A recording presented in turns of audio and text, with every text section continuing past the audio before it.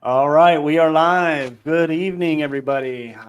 Today on the Brandon Turner podcast show, we have Damian Garcia. He's a professional firefighter in San Francisco, I believe, for the last 22 years.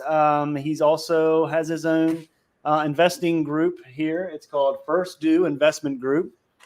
He's been doing that about 3 years. He's doing fix and flips. He's raised capital, so he's definitely gaining some experience there. And we're looking to learn a little bit about him today and a little bit about his investing career mainly.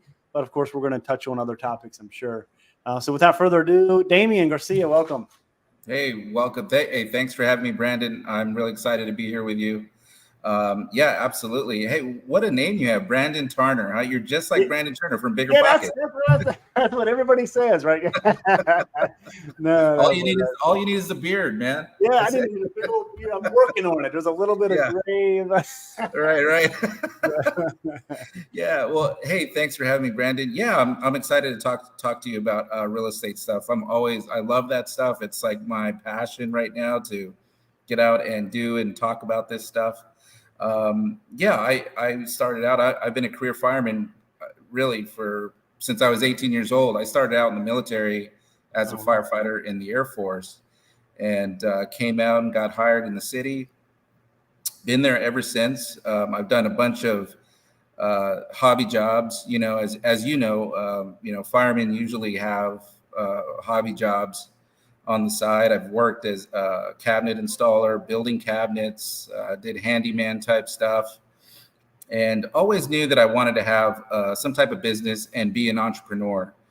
And it wasn't really till COVID hit that I felt like I had a good opportunity. We had, during COVID, I was able to take out some money from my deferred comp or my 401k. Oh, yes, I'm And familiar. Yeah. yeah, and I was able to use that and to get into my first flip. And I had just read a ton of books, watched YouTube, and just finally took the leap. And that was a really hard thing to do for me, but it ended up working well, and I got excited. And we've done probably since then, I've done about 4 or 5 flips.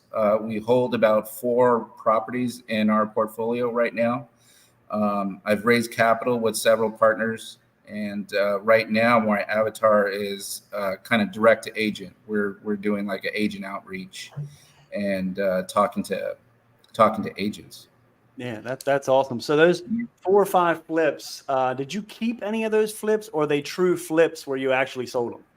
Yeah, no, they were true flips. Yeah, Okay. we basically ran the analysis. I was working out in the Fresno area, and of California, because I'm in the Central Valley, and yeah, it worked out great. We were doing really well, and I think everybody who was a fix and flipper during COVID probably did super well, no matter what you did. I think Yeah, they sure everybody was did. making money. And that was a little And counterintuitive, I bet, going into that, because like, oh no, the world's shutting down. Nobody's going to move. You can't buy anything, right? yeah, absolutely. Right. It was always, I mean, it seems like since we've started, and I haven't been in the business too long, right? I'm fairly new. And it seems like there's always been some type of market pressure like that, like COVID, where they took a really big hit for just about a month. And then everything went into the stratosphere as Yeah, far as home values. yeah, And then after that, in the beginning of 2023, it was the interest rates and home values going down. And yeah, it always seems that there's some type of pressure, but it seemed like if we ran our numbers right and we did, did our analysis well, because we're buying so significantly under market value and buying houses with literally equity built in. We've always seemed to do really well, and I haven't really lost money yet that way, and it's been good so far. I think we just kind of made a transition um, in the middle of this year, really like around I think April, where we kind of said, "Hey, let's start to put some properties in our portfolio since interest rates are getting so high." And there's a little bit of pressure on getting buyers out there for properties that we were flipping. So we said, hey, let's see if we can, make some purchases and do some renovations, do everything that we've learned, and put some properties in our portfolio, and that's what we've done. So we have a couple of Airbnbs. One of them we use as midterm rentals for traveling nurses. And we just got into another project out in Texas that we're also going to start for midterm rentals, but it's a full rehab. It was a hoarder house that we purchased, and you can find that all on my YouTube channel. Okay. I'm kind of documenting the whole process from us very beginning of getting making the acquisition to cleaning it out, dealing with the contractors, doing the entire renovation, and then all of the systems that we've learned and put in place for short-term and midterm rentals. Wow. We're moving right along, and like I said, we're going through this project forward, hoping that it'll help our business. We know I know that social media is so important now for the types of things that we're doing in real estate investing, and especially trying to partner up and raise more capital, because that seems to be where I lack, is having the capital to continue on. So but with the capital that we've been raising and talking to people, I think that we're going to be okay. We're going to keep going and scale and get bigger. Well, that's awesome. So somebody came to you today, and you're in the fire department, and I, by the way, a little known secret, I don't know, but I also still work for a fire department over here, in the DC area, inside the DC Beltway, Montgomery County, Maryland. And there's definitely a lot of questions that come my way. Hey, Damian, how do I get started in this? I don't have any money. What do I do? Where do I go? Can you mentor me? So what Yeah, would you say to that? absolutely. For us, Brandon, we're pretty lucky because we work with a bunch of great individuals, great, just overall good people. And a lot of these people have been saving because that's what we've learned to do our whole lives and stay out of debt. And they have a bunch of money that they want to invest, but don't know how. So when people kind of get wind of what I'm doing, there's always some type of conversation that starts. And I always, if I feel like someone's, kind of curious, I really kind of, get into it a little bit with them and try to develop those curiosities. And I think that's what I do in trying to raise capital, is that I just try to develop that curiosity as much as I can. And then it finally, after, several conversations, people will say, hey, you know what, Damian, I think this is something that I want to do. How do I get involved? How do I do it? And I'd say, hey, well, if, we can do this together. And I mean, I'm a resource. I'm a guy that will work and take care of everything, get the deal and go through this, and I'll run the numbers with you, and we can make this much money. We can make this is the kind of returns that you can look if you're partnering with me, and maybe we can put more assets into our investment folders that is going to work out for both of us. And it seems to be working so far. There's a large pool that we get to pull from to raise capital right next to us. It's almost like, going to your family member and saying, hey, let's do something together. We have capital, we have money, let's invest it. That's true. And they get to know you personally, obviously in the firehouse. So you're right there. What a resource, what a lot of value you can bring there. That's awesome. And you manage this by yourself. You're just a single guy. No. So I have, I'm married this year. As a matter of fact, next week will be my 26th anniversary. Oh, wow. Congratulations. With my wife. Yeah. My beautiful wife, my high school sweetheart. We have 4 children. Okay. She is my assistant. She's my business partner, and she does a lot of the work behind the scenes. I guess you could call her, she's my integrator, right? Yeah. I'm the visionary. She is definitely my integrator. That's awesome. You have that team. That's encouraging for a lot of people. That's like, oh, I got a family and I got a job, and how do I do any, Yeah, absolutely. I'm not going to lie. It's a lot of work. But it is work that you feel is very worthwhile. Being able to build wealth building, generational wealth. And that's what my plan is, that, we want to start a company that can last and that have my children can get into and can continue on. And, generations in my family will be okay from this company and this business we started. That's awesome. They'll all look back and be like, yeah, my grandfather, Damian, he worked for the fire department. He set this company up, right? Yeah, totally. Yeah. That would be great. Yeah. How about you, Brandon? You, how do you work I know you've been in real estate investing I was watching your other podcast. You've been in for almost 20 years, right? Involved in real estate?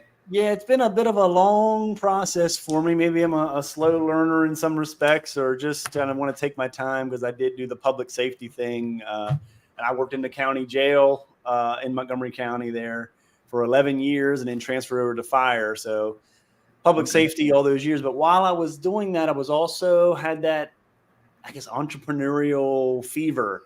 Like I wanted to have my own thing, my own organization. I didn't want to have to request a day off here and there and get approval. And I want to be my own boss. But I mean, sure, it's a lot of work, and especially in the beginning, because you're working in your business and not a whole lot on it. Like they say, there's a differentiate. You know what I mean? Right, between the operator and the owner. Exactly. Yeah. What a difference. Yeah. Right. Yeah. Right. Exactly. So that's a lot to juggle. You're going through the same thing, I imagine. Sometimes you have to physically be the guy who's fixing whatever, Yeah, absolutely. For sure. I in my first couple flips, I was the guy working and doing the renovations. Yeah. And I learned very quickly that I am losing money. Even though I think I'm saving money, I'm really losing money, because I should be spending more time finding the deals. Yeah.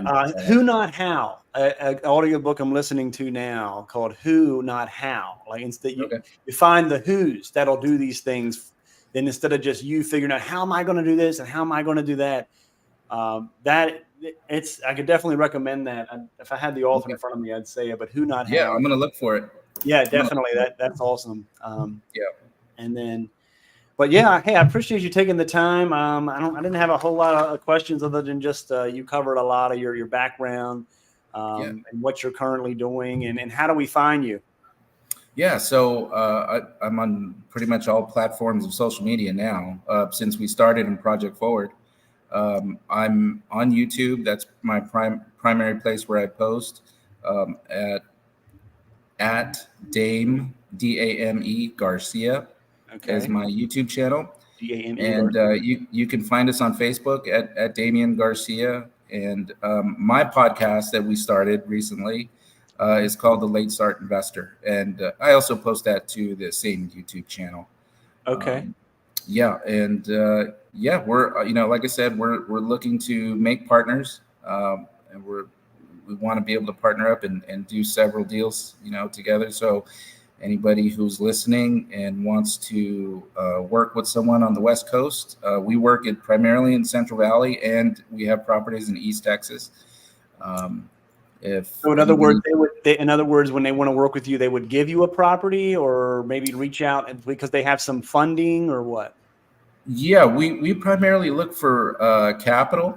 We're trying to raise capital, but if there are investors out there who are looking to get involved and looking to learn, please look me up. I'm totally happy to make any type of partnership, even with young, inexperienced investors.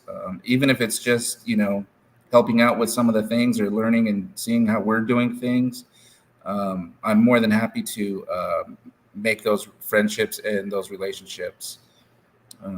That's awesome. Yeah, always out there to give. That's what this business is about in a lot of ways. Yeah. And obviously even the fire service, we're looking to give and be of service with our lives. Yeah. Yeah, totally. What do you do in the fire service? Are you an officer, or you work as a fireman, or? I'm firefighter. I did a lot of my career, like I said, at another agency in the county jail. So I switched over, and I only went up through the ranks of firefighter 3. So I'm not technically an officer yet, and now I'm already technically somewhat in the delayed retirement system where I'm actually collecting the pension while I still work for up to 3 years. And I'm already a year and a half into that. So Oh, that's interesting. tentatively, I'll finish out the last year and a half while I'm now transitioning to pretty much go 100% full-time business owner, investor. Yeah. Yeah, because I had started with just rentals, and now I'm doing a lot more than just regular old rentals. Oh, really? Yeah, and then Like what? well, the midterm, number one, midterm rental, and then lease options, where you pretty much get the buyer mindset. So I'm not necessarily fixing every little problem with the house, because when they're leasing with an option to purchase, now they're in the mindset of, oh, I'm the owner, I need to be fixing this or that, or I'm going to be the owner, right? Right. Have you noticed more of a pickup in lease options recently? I've always kind of been doing it fairly steady, but man, it always blows my mind how many people just flood my inbox when I have one available. Wow. How many people? I guess because the interest rates are so high, and qualifying for a mortgage is still kind of tough. Ever since that big mortgage bust, I remember that well. Right, me too. Yeah. So, but they really tightened up, and it's still fairly tight. Yeah. So. Well, that's great, man. That's really great. Yeah, I just noticed you had a property out there in I don't want to say the address, but out there in Maryland. Yep. Somewhere. For sale by owner. Yeah, yep. That was a fix and flip that we ended up using as an Airbnb for a year or so. Oh, really? And now we finally went ahead and are selling it. Yeah, and just free up some cash and make some other moves. So sometimes you find yourself doing that. Are you doing direct to seller? Mostly direct to seller. That's right. We have. I'm now partnered with another investor, and it's all about collaboration. The who, not how. Who can I get to help me? Not just how am I going to do it all, right?